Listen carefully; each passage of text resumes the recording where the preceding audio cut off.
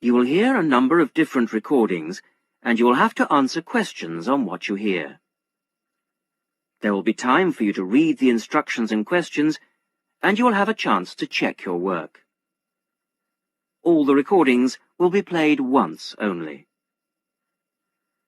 The test is in 4 sections. Write all your answers in the listening question booklet. At the end of the test, you will be given 10 minutes to transfer your answers to an answer sheet. Now turn to Section 1.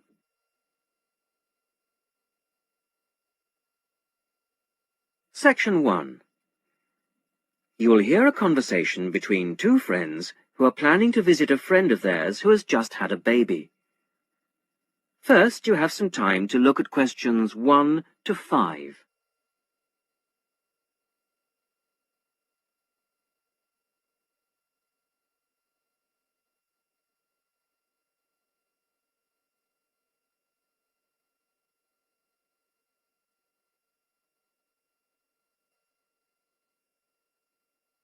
Now we shall begin.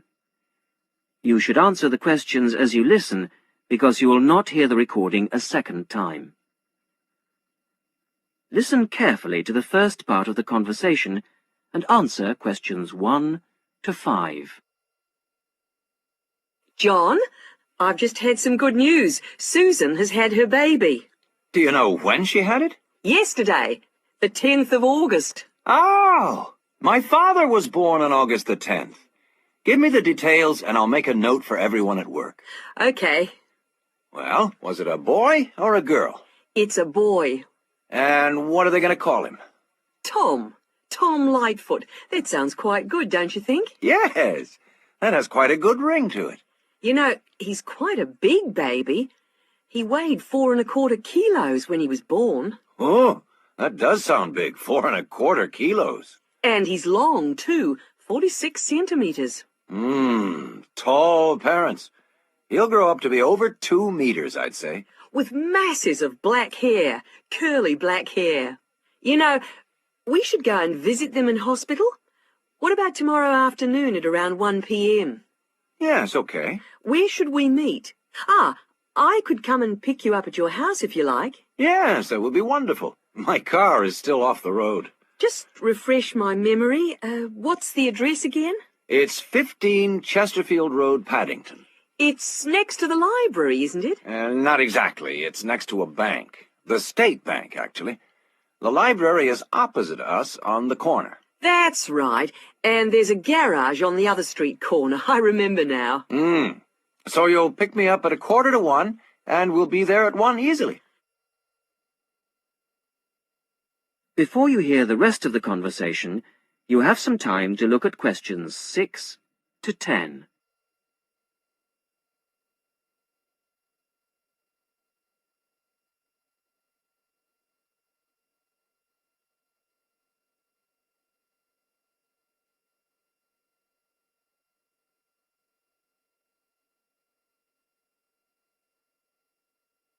Now listen and answer questions 6 to 10. Now, what should we take? We must take them something. I always think flowers are good to take to someone in hospital, don't you? Well, not really. Everyone always brings flowers and they don't last. I think it's much better to take a pot plant so she can take it home with her. Yes, but then she has to remember to water it. And what about a big box of chocolates? Okay, chocolate sounds fine. We should get something for the baby, too. What do you think? Yes, you're right. What do you think of something like baby shampoo or talcum powder? Or we could get a little hat or something like that. We don't know the size or the right color, do we? I think we should get something they wouldn't normally buy. What about a soft toy of some sort? Yes, a soft toy. What about a teddy bear? I could get one early tomorrow at the market, and I could probably get the chocolates there, too. Good. So you'll pick me up at 1:45 at my place, and I'll make sure that I've got the presents. You must remember how much you paid for the gifts, so I can pay you back for half. If they're going to be from both of us, I would like to go shares. Okay. I'd say the chocolates would be about $15 for something nice and not too small, And the toy would be around $35 or so, I think. Good, that'll be fine. About $25 each then. Good. I'll pick you up then on Sunday at 12:45. Okay. See you then. Bye. That is the end of section 1. You will now have half a minute to check your answers.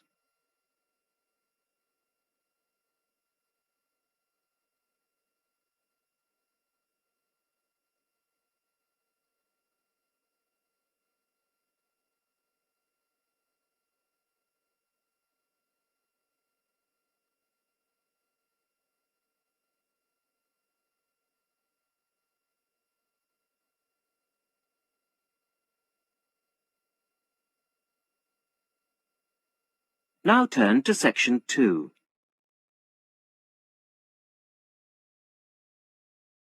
Section 2. You will hear a popular science radio program. Liz Shearer talks about some new devices for use in the home.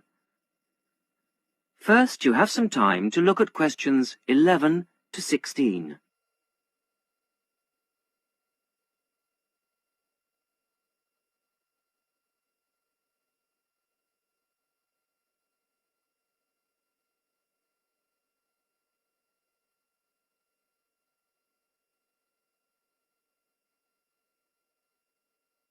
Now listen carefully to the radio program and answer questions 11 to 16. Good evening. Tonight's show comes to you from the Good Home exhibition in Duke's Court, where we've been trying out some of the latest gadgets on show here and getting our resident expert, Liz Shearer, to tell us which ones are worth buying and which will die a death. Well, hello. Yes, John, I've been investigating 4 new household gadgets and sorting out the advantages and disadvantages, and then really deciding what are must-buys, what are maybe-buys, and what are never-buys. Let's start with this vacuum flask for keeping drinks hot. Well, I felt this had quite a lot going for it. Most of all is the fact that it contains no glass and is therefore unbreakable to all intents and purposes. It's made of stainless steel, which is guaranteed for 20 years. Hope that's long enough. And it's true what the manufacturer claims, that it does maintain heat for 18 hours. So that's pretty good. On the downside, it really works out to be quite expensive, and much more surprisingly, it unfortunately leaves a strange taste, you know, when you've drunk from it. So, all in all, my recommendation would be it's got plenty of advantages, but it is rather expensive, so I'd say you should maybe buy it. Moving on to a natty little device, the whistle key holder. Basically, this is where you whistle, and the key holder gives off a high-pitched noise and flashes light, so you can find it. One advantage of this model is that it also has a small light. You press the button, and this means you can find keyholes easily. I also felt the small size was a real advantage. Now, on the weaker side, I did find the noise unpleasant, which I'm sure the designers could have done something about. And I found that it didn't work through metal, so it's mainly useful finding in coat pockets, cushions, etc. But taken as a whole, I thought it was a masterpiece of design and would highly recommend it. Now you have some time to look at questions 17 to 20.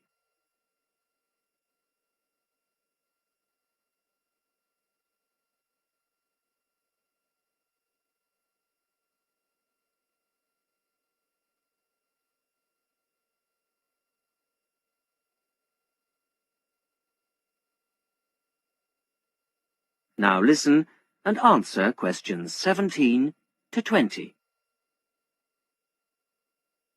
The third gizmo is called the Army flashlight because it was developed initially for military use. It works by squeezing the handle to generate the power. Its advantages are that it can be used for outside activities and also, and this is one of the surprising features, it does work underwater. My main objection to it, though, was although it did work in these conditions, this model gave off a weak light. So my recommendation, I'm afraid, would have to be to avoid this one. The decoy camera was last on my list. This is a fake video camera which you fix to your wall to scare off burglars. The advantage of this model is something which makes it look very realistic. It's flashing light. On the downside, it was quite difficult to fix to the wall. However, burglary is such a major problem these days that it is worth the effort. So, this gets my strong recommendation. Okay, thanks for that, Liz. And now I'd like... That is the end of section 2. You will now have half a minute to check your answers.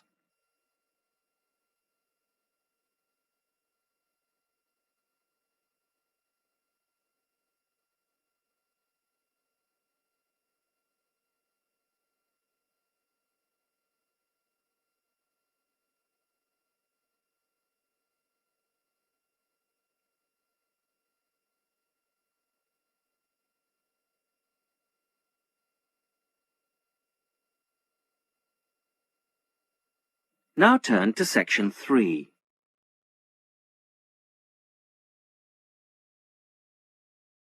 Section 3.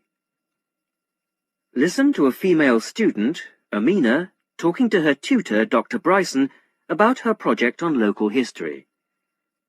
Amina has completed a first draft of the project.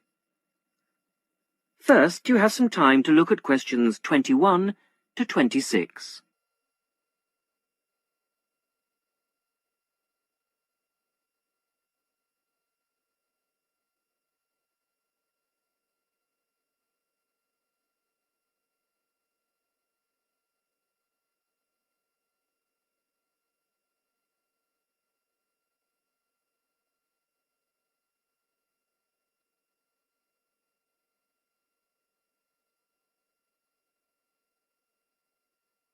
Now listen carefully to the first part of the discussion and answer questions 21 to 26. Well, Amina, thanks for letting me have your draft in such good time. Oh, that's all right. I was just, very anxious to hear what you think of it. You can see that I decided to change the topic. I had been interested in looking at Bering's factory. Oh, I think the hospital was a much better choice. In fact, well, I have to say that I thought it was good. Oh. There's still lots of work to be done. Oh, yes, of course. But there's plenty of good ideas. It opens well, and the first chapter is fine, but the middle section really stood out for me. Most interesting. That's amazing, because I really didn't find it a bit easy to write. How long did you work on the whole thing? Well, I spent about 2 or 3 weeks reading and doing general research, and then I dashed the writing off very quickly. So about 4 weeks in all. Well, that's about par for the course. You've got a while yet to make the changes. Oh, right. No problem. Right. Let's have a look at my notes here. Okay, starting with section headings. The broad divisions are good, but you'll have to redo the actual headings. I've made some suggestions in the margins. Okay, thanks. Now, this information on local housing. I can see why you put it there, but it really isn't relevant to the approach you've taken. I think I see what you mean. Now, what did I say about the interviews? Oh, I worked very hard on those. I really thought they were valuable. Oh, they are, Amina, but they're very complex and rather unclear at the moment. You're going to have to spend a bit of time making the data a lot clearer. Okay, as long as I don't have to remove them altogether. No, don't worry. What about the chronology, the list of dates? I wasn't sure whether I should rewrite those. My advice on that is to take them out. I feel it makes the whole piece appear too simplistic. Okay, if it'll help. Now you have some time to look at questions 27 to 30.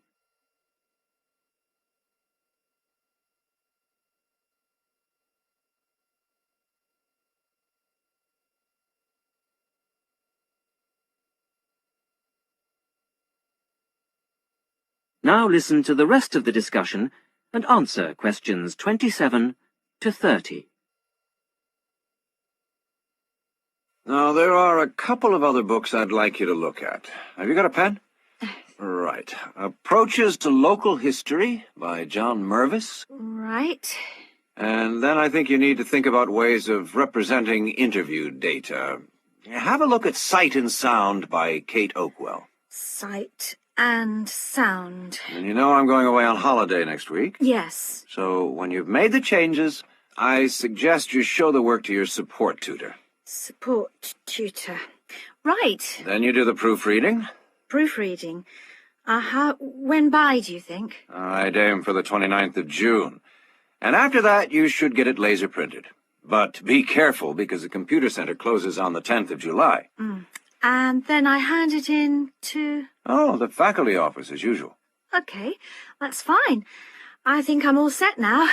Thanks very much for all your help. A pleasure. See you when I get back. Yep. Thanks, Dr. Bryson. Bye. Bye. That is the end of section 3. You will now have half a minute to check your answers.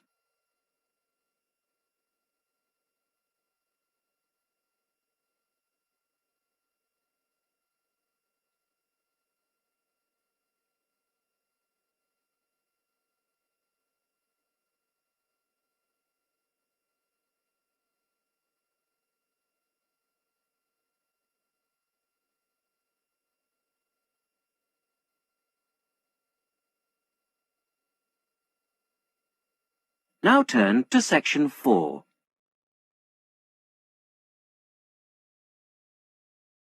Section 4. You will hear a talk given by a university lecturer about the impact of environmental noise on a proposed building site. Before you hear the talk, you have some time to look at questions 31 to 35.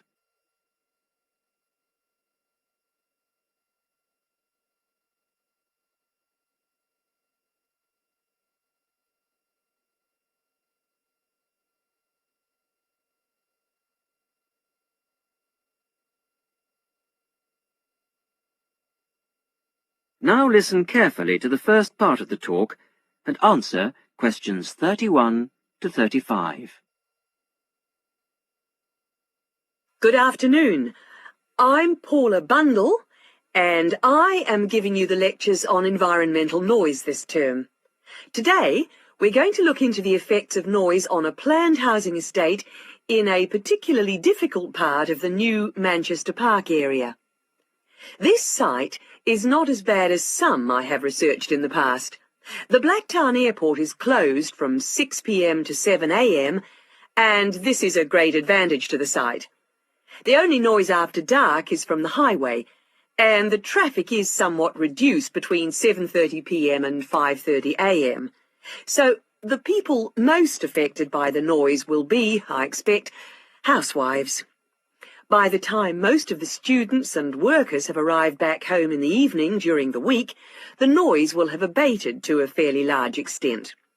The weekends are still a problem, of course, but the traffic is certainly reduced on Saturdays to a large extent, and even more so on Sundays. Of course, modifications to houses will be necessary at a site like this, and they come at a significant cost to the developer and home buyer.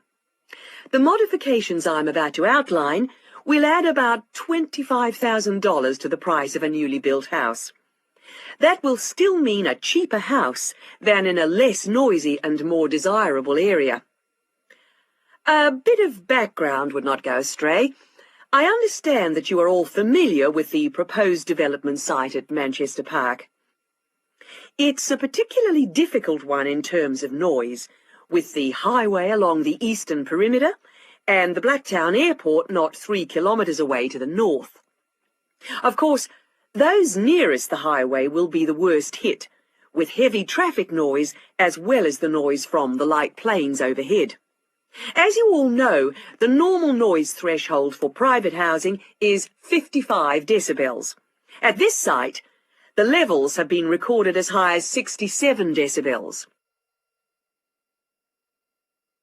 Before the talk continues, you have some time to look at questions 36 to 40.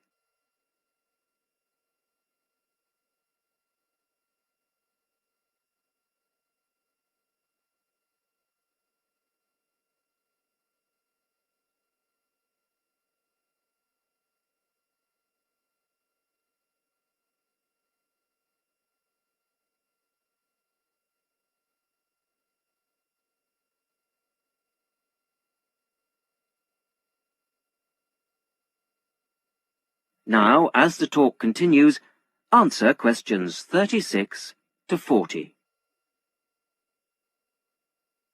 The construction of the houses has to be somewhat modified from houses in most areas. In the houses on the highway and in the noisiest areas of this site, there will be a need for specialised double glazing, and special acoustic seals will have to be fitted to the doors. All exterior doors in this especially noisy pocket will have to be solid core wood doors with hinges. Every house built on this site, not just those adjacent to the highway or nearest to the airport, will require high-density insulation materials in the roof. Not only will all the roofs need insulating, the exterior walls will be required to be double brick. All ceilings will require double-thickness plasterboard to be used in the construction. In the noisiest areas, mechanical ventilation will have to be installed in the exterior walls. In those areas with sealed windows, it will be necessary to fit fans with absorbers to cut out the noise in those particular houses. Air conditioning units could also be fitted in the ceilings of such houses, but this is substantially more expensive than fans and may not be needed on this site. Coming back now to the double glazing I mentioned before, specialised double glazing requires a larger air gap between the inner and outer glass than normal double glazing. The gap must be at least 7 centimetres. The thickness of the glass is also a factor, 8 millimetres on the outside and 6 on the inside pane. It's essential that the glass be thicker on the outside than on the inside, and that the gap between the panes of glass be a minimum of 7 centimetres. Obviously, the noise factor will have to be taken into consideration with the layout of the houses. Living areas will have to be designed at the back of the houses, away from the highway. Bedrooms and living rooms will have to be built towards the back. And for those houses closest to the highway, 2 layers of plasterboard will be needed for the interior bedroom walls. Those rooms constructed at the front of the houses should be garages, laundries, kitchens, bathrooms and dining rooms. I have come to the conclusion that this development should go ahead, but with various acoustic modifications according to the position of the block in relation to the highway and intersection. That is the end of section 4. You will now have half a minute to check your answers.